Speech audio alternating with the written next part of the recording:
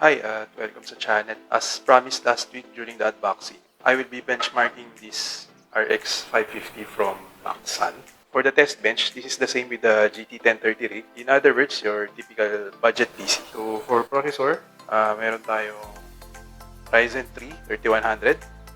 Again, out of stock na ito in most places. So kung magpibuild ka na ng PC, go for Intel i3 10100 or 10105. Roughly, same sila ng performance and price. RAM is an 8GB single stick RAM. Di rin enable ng XMP. All of the game settings are the same as GT 1030. So just click on the timestamp below para sa gusto mong game. Without further ado, here are the benchmarks. For CSGO, I think the only difference here against GT 1030 yung lows. But its lowest, nasa around 90 FPS siya with the same settings of GT 1030. To recap, GT 1030 lows ay nasa 80 FPS. So, it's just around 10 FPS difference sa lows. Pero on the average, parang medyo same lang sila.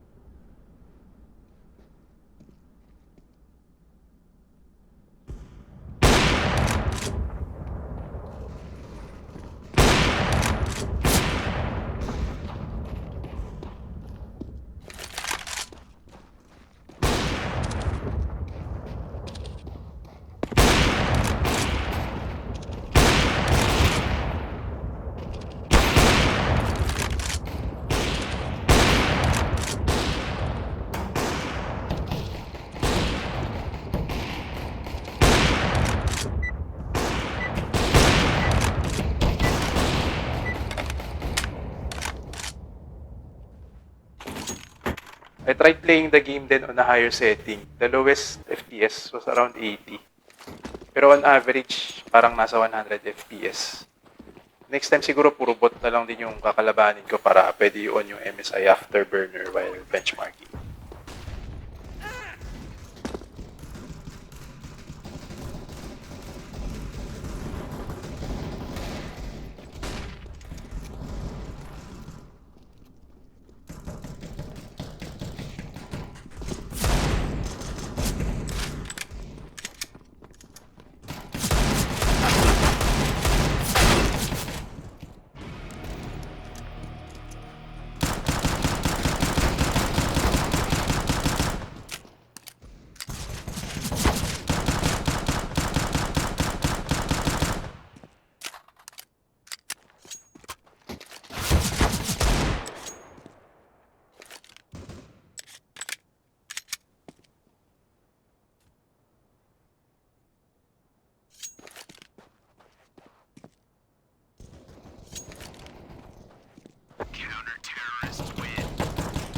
For League of Legends or LOL or LOL, the average is around 150 FPS for RX 550.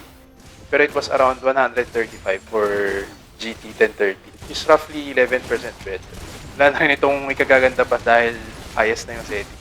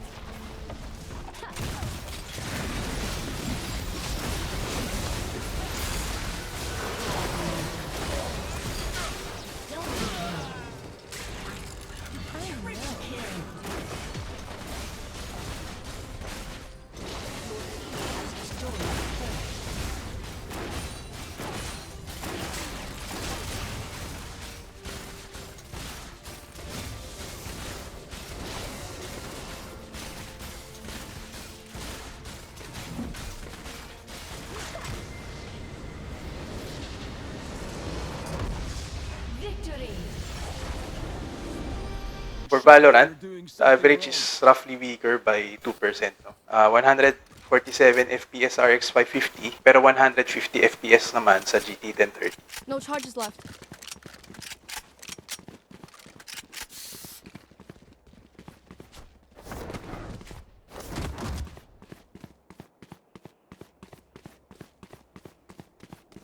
How did we forget the spike? There.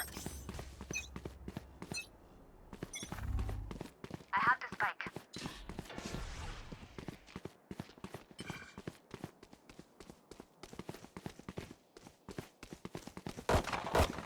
Reloading.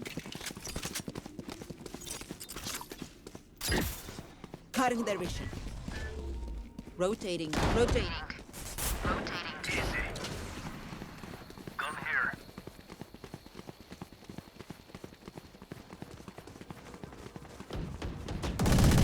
Enemy spotted me.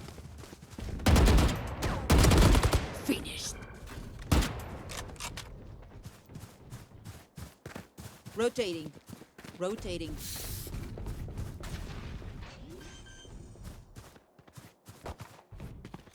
planted.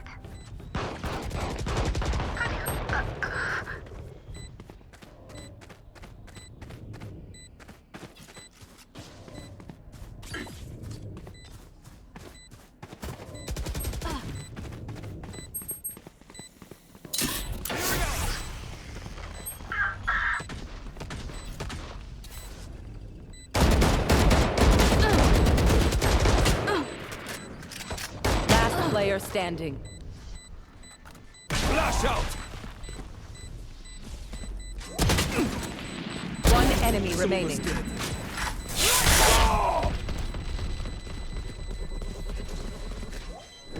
Clutch. Is that the best you've got?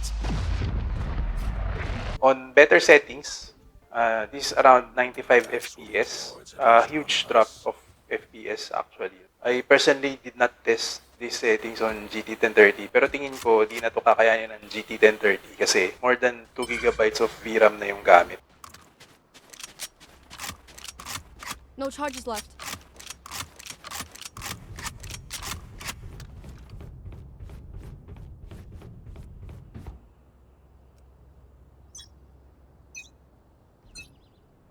Shadows traveling.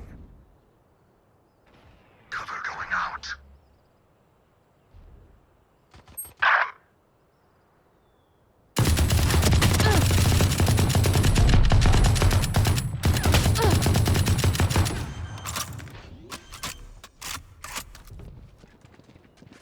Spike planted.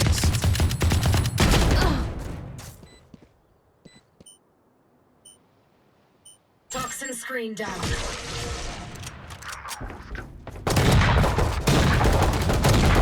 Last player standing. Cover going out.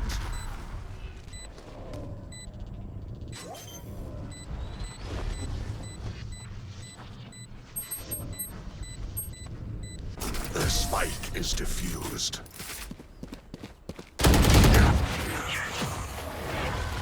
I will take. For Genshin Impact, the average is around 57 FPS for RX 550. To compare, this was 46 FPS in GT 1030. So around 23% better yung RX 550.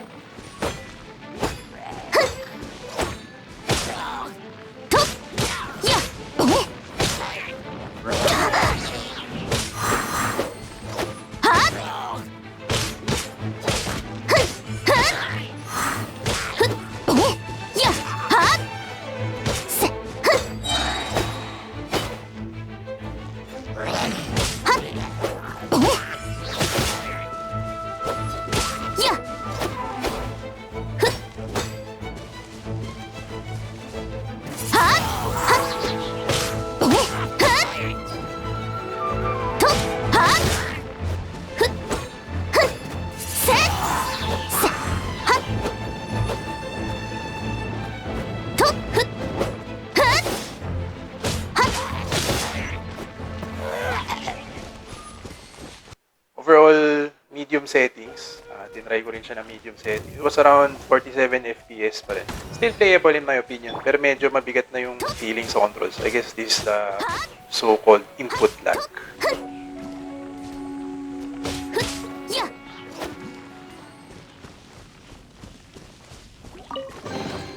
この世界も私に答えているの。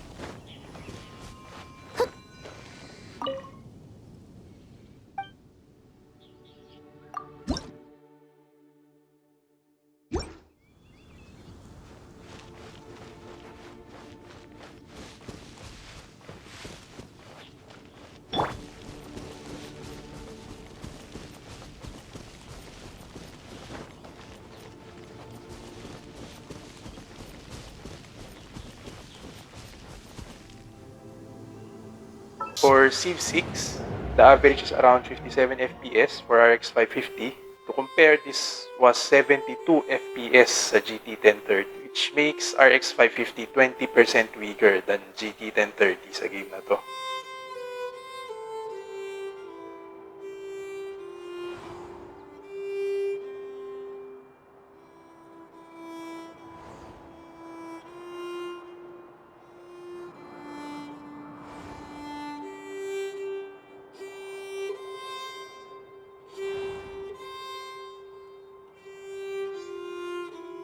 For FF14, same as before, niran ko lang din yung benchmark tool. This scored 7,945 sa RX 550. Sa GT 1030 naman, it was 7,506. This means that RX 550 is just 5% better.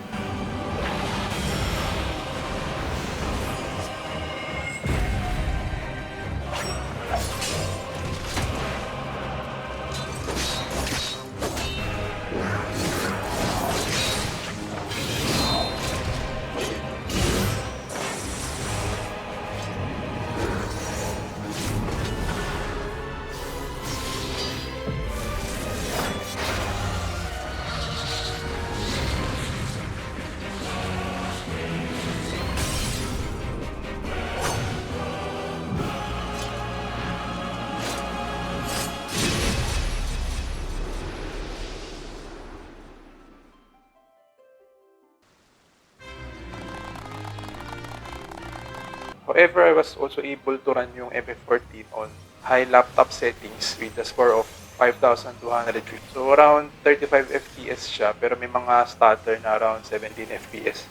Likely sa snow, mga maraming particles, so mag-i-stutter siya doon. Note na hindi rin ito kaya ni GT 1030 kasi nag-crash siya.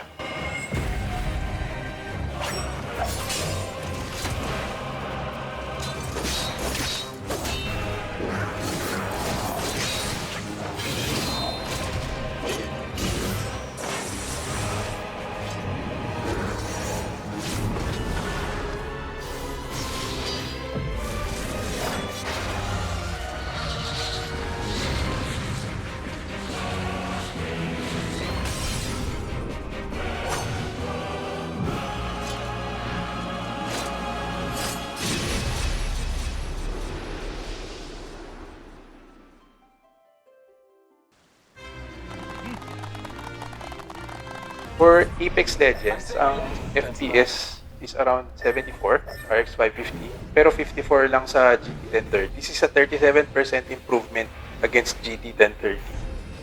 I say we land here. Never mind. Here we go! Hang tight!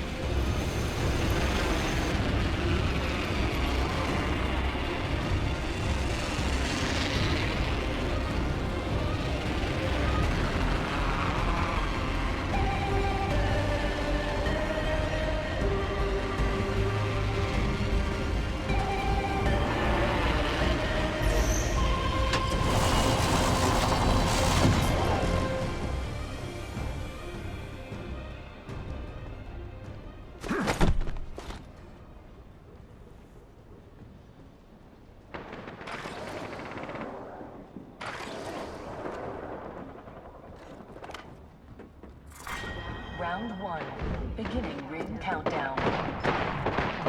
Beyond factory. Good faith. Attention. First blood. Contact with target. Taking fire, brothers. First blood. The battle begins.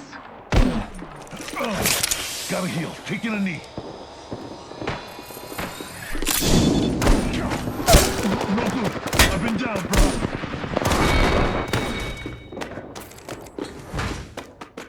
I tried to make the graphics a bit better and it was surprisingly still capable at 67 FPS. The graphics quality is also apparent compared sa low settings, medyo less blurry. Pero pansinin nyo rin yung VRAM usage, malapit na siya sa limit. So I don't think kakayahan din to ng GT 1030. Warning. Ring movement in progress.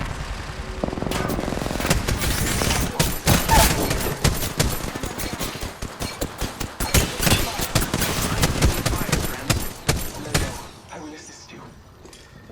Reloading. Reloading. I am repairing myself. Marking our surroundings. I'm taking fire. Combat. Reloading. Reloading. Another hostile on Scotty. Attention. Recharging my shield.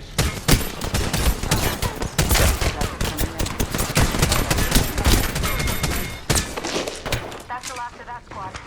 Mention's looking up. Reloading. Repairing. Up here. Mid-range.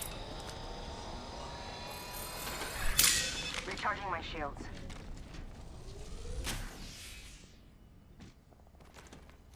For FF15, the overall benchmark score is 2,515 sa RX 550 and this was 2,594 sa GT 1030. So, mas mahina si RX 550 kay GT 1030 by 3%. So, again, ang recommendation ko sa game na to, bumili ng PS5 or PS4. Hindi siya pang low-end budget gaming PC.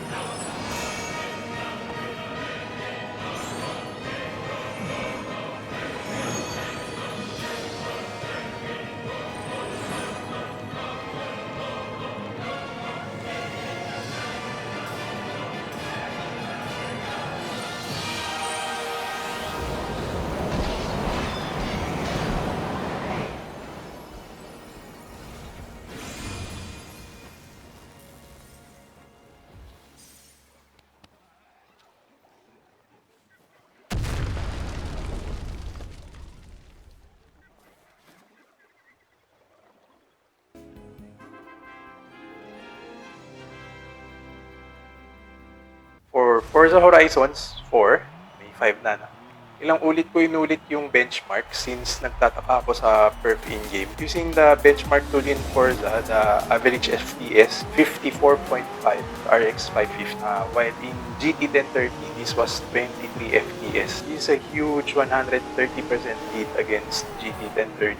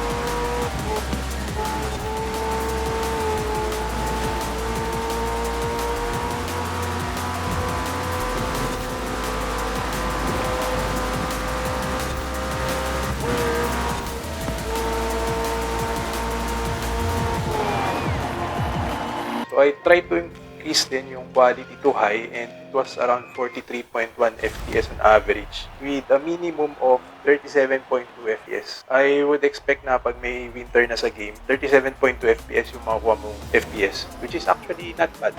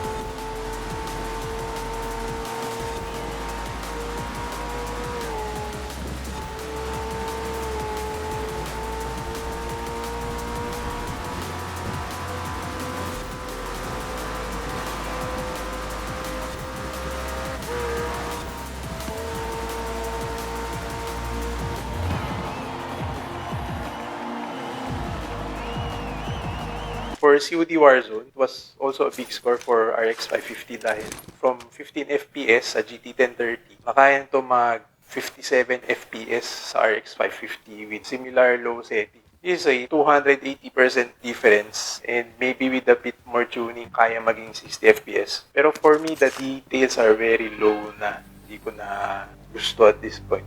I also tried to bump up the specs a bit, pero around 38 FPS na talaga yung kaya niya. So either 60 or 30 lang yung nagiging output ko. Anyway, for this game, I would also suggest to upgrade the RAM as well. Medyo sagad na while playing. It might not bump the FPS that much, pero at least yung PC can do something else in the background while playing.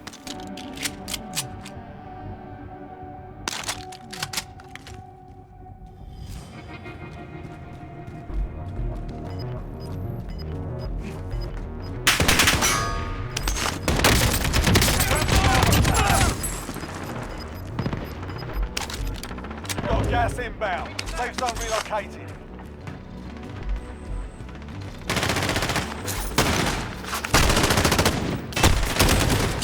Gulag's locked down. Area's clear. Target down! Reloading! Only 4 enemies remain. You're in the top 3. Well done.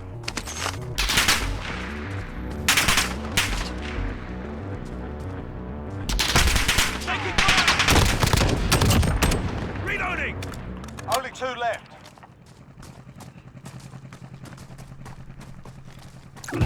Stand a chance. Good work.